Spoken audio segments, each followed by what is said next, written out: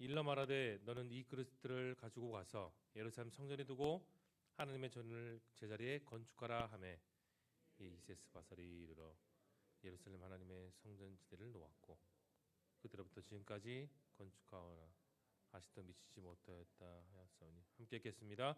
이제 왕께서 좋게 여기시거든 바벨론에서 왕의 보물정각에서 조사하사 과연 고레스 왕이 조서를 내려 하나님이 이 성전을 예루살렘에 다시 건축하라 하셨는지 보시고 이 일에 대하여 왕이 기쁘신 뜻을 우리에게 보이소서 하였더라. 아멘.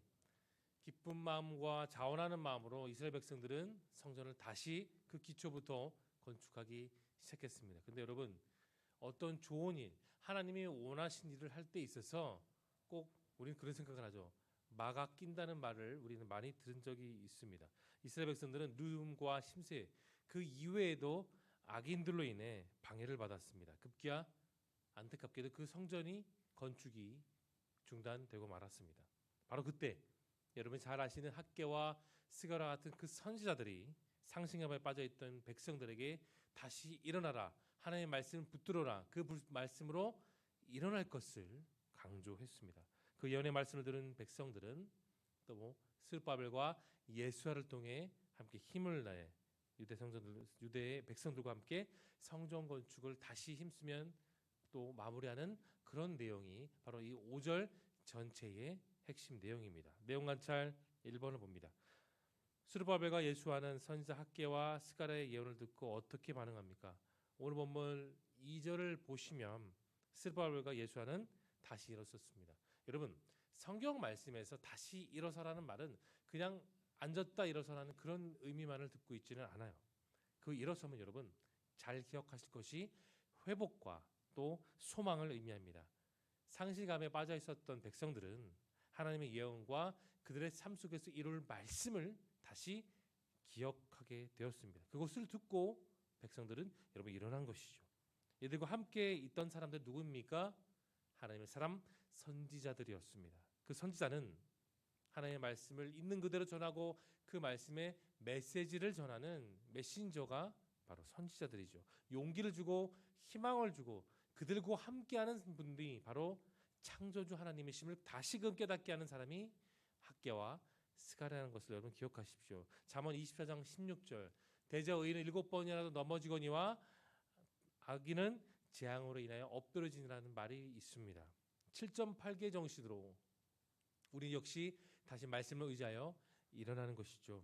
우리들의 소망 되신 주님께서 우리를 회복하여 주십니다. 도와주십니다. 우리들의 모든 문제와 안타까움이 있을 때에 우리가 그 벽에 봉착되어 있을 때에도 하나님은 우리를 건져주심으로 우리에게 승리를 주심을 오늘도 믿으시기를 예수님의 이름으로 축복합니다. 2번을 봅니다. 총독 다뜨네가 성전 건축의 주도를 묻자 유다 장로들은 무엇이라고 말합니까? 장로들은 자신의 정체성을 올바르게 드러냈습니다. 삶의 위협, 성전 건축의 위협이 분명히 있었어요. 그러나 유다 장로들은 소신 있게 대답합니다. 우리는 천재 하나님의 종이라고 그들은 선언하는 것이죠. 그리고 예전에 건축했던 성전을 우리는 다시 건축해야 된다고 강조합니다. 여러분, 유다 장로들은 주변에 많은 사람들이 있었어요. 유다 백성들도 있었고 또 그들을 지배하고 있었던 이 사람들도 있었습니다. 보는 눈들, 보는 시선들이 참 많았죠. 그러나 그들의 시선은 신경 쓰지 않았습니다. 그들 하나같이 자기가 누구인지, 왜 내가 성전 건축을 해야 되는지, 그 성전 건축을 통해 왜 하나님이 영광 받으시는지에 대한 정체성을 그들은 소신 있게 말했던 것입니다. 사랑하는 성도 여러분, 우리 역시 어떤 입장과 어떤 상황이 오더라도 우리의 정체성과 믿음의 소신을 뚜렷하게 나타내야 됩니다. 이런 소명의식을 갖고 있으면 우리는 그리스도의 영광에 참여하게 되고 또 우리는 그 가운데 승리하고 행복을 소유하게 되는 것입니다. 그리고 나를 사용하시고 삶을 변화시키는 그 주님께 그 모습이, 그 중심이 영광 돌린다는 그 사실을 여러분 기억할 수 있기를 축원합니다. 3번을 봅니다. 영광 묵상인데요. 총독 다뜨네는 왜 유다 장로들의 성전 건축을 막지 못하고 다리오 왕에게 고레스 왕의 조서를 확인해달라고 요청합니까? 성전 건축을 허락한 사람은 고레스 왕이었습니다. 그 조서를 유다 장로들이 먼저 언급했어요. 그리고 그때 다뜨네는 다리오 왕의 조서를 확인하고 왕의 뜻을 알려달라고 우리가 읽었던 17절에 그렇게 말하고 있습니다. 그런데 여러분 내일 이제 곧 보게 될 텐데 6장으로 본문을 넘어가게 되면 하나님은 이미 다리오 왕의 마음을 감동시키셨습니다. 이 일의 시작은 바로 유다 장로들의 소신 있는 발언이었죠. 자신들의 성중 건축을 막아서는 그들 앞에서 조금도 두려워하지 않았습니다. 넘어지지도 않았지요. 오히려 그들은 같은 마음으로 그동안 그 하나님의 섭리 가운데 자신들이 무슨 일을 했는지를 뚜렷하게 선언했습니다. 장로들의 마음에는 여러분 두려움과 걱정이 아니라 사명과 열정으로 충만했습니다. 여러분 열정이 없는 사람은 한가합니다. 열정이 없는 사람은 늘 소심하죠. 그러나 열정이 있는 사람은 자신의 맡겨진 소명을 감당하고 끝까지 하나님만 바라보고 자기에게 주어진 사명을 감당하는데 자신의 소명과 열정을 쏟아붓습니다. 바로 그 십자가의 뜨거운 구원의 열정을 저와 여러분은 지금도 생생하게 소유하고 있습니다. 여러분 성령은 비정의 영이고 열정의 영이십니다. 평생 사명은 열정과 소망으로 저와 여러분에게 충만하게 있습니다. 오늘 본문에 나온 유다 장로들처럼 모든 상황 가운데서도 우리에게 주어진 그 사명, 나의 신앙을 오늘도 바르게 지켜 살아가는 저와 여러분 모두가 될 수 있기를 예수님의 이름으로 축복합니다. 4번 느낀 점을 봅니다. 고레스의 허락 전에 하나님의 전이기에 성전이 재건되어 함을 말한 유다 장로들을 주님께서 돌보시는 것에서 여러분 무엇을 느끼십니까?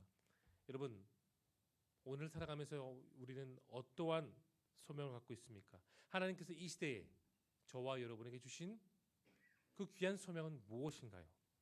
우린 때로는 눈에 보이는 업적과 그 결과물에 집착해서 우리 자신을 평가하고 우리 공동체를 평가하기도 합니다. 그러나 하나님께서는 우리 존재 자체로 하나님의 아들과 하나님의 자녀로서 그렇게 주어진 사명대로 살아가기를 원하십니다. 그래야 우리가 언제 죽을 맞든지 또 무엇을 이루든지 상관없이 예수님은 오늘도 우리들에게 이렇게 말씀하십니다.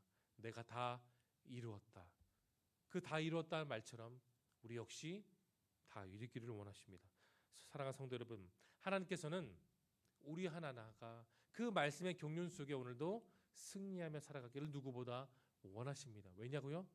하나님이 그렇게 우리를 창조하셨고 그렇게 우리를 지금 불러주셨고 우리를 그렇게 말씀 듣는 사명자로 오늘 세워주셨습니다. 여러분 그리스도의 몸된 교회 우리 교회를 날마다 바르게 세워나가기를 소망합니다. 오늘 본문 속 유다 장로들이 하나님의 성전 건축을 이루며 사명을 지키듯이 오늘도 우리의 사명대로 그 뜻대로 살아갈 수 있기를 소망합니다. 5번 적용을 봅니다. 고난 중에도 하나님의 뜻에 순종해 하나님의 돌보심을 경험했던 적은 언제입니까? 여러분 고난이 무엇인가요? 우리 신앙생활하면서 기쁨도 누리고 행복도 누리고 우리의 기도의 소원도 이루어질 때가 참 많습니다. 그런데 그 반대편을 보면 행복과 소망도 있지만 물론 고난도 여전히 우리 삶에 드리워져 있습니다. 여러분 고난은 하나님을 멀리하는 것이 아니라 더욱더 하나님을 가까이 하는 기폭제, 자극제가 되는 것을 기억하십시오. 신앙의 깊이가 들어가면 들어갈수록 우리는 고난과 행복을 모두 경험하게 됩니다. 그러나 그 모든 상황 가운데서도 하나님이 나를 이끌으시고 나를 축복하시고 그 고난 가운데서 나를 성숙하게 하시며 환난은 인내는 연단은 결국 연단은 소망을 이루는 줄로 오늘 굳게 믿으시기를 예수님의 이름으로 축복합니다. 마지막 결단을 봅니다. 오늘 내가 하나님의 돌보심을 기대하며 풀어야 할 문제를 위해 무엇을 결단하겠습니까? 오늘 본문에 나타난 하나님의 뜻은 어디 있을까요? 끝까지 사명을 놓치지 않고 성전을 건축해서 하나님께 영광 돌리는 것이 바로 오늘 본문 속에 등장한 모든 유다 장로들과 이스라엘 백성들이었습니다. 그러나 그들은 성전 건축을 중단되는 안타까움이 있었죠. 하지만 학개와 스가랴 선지자를 통해 하나님의 말씀을 깨닫고 그들의 사명을 오늘도 충실히 감당했습니다. 여러분 그분 뜻을 따라 살아가는 삶에 은혜가 있습니다. 하나님의 뜻을 위해 사는 사람들에게는 결코 후회하심이 없습니다. 우리는 삶을 살면서 풀어야 될 숙제, 오늘도 내가 해야 될 일들이 있지요.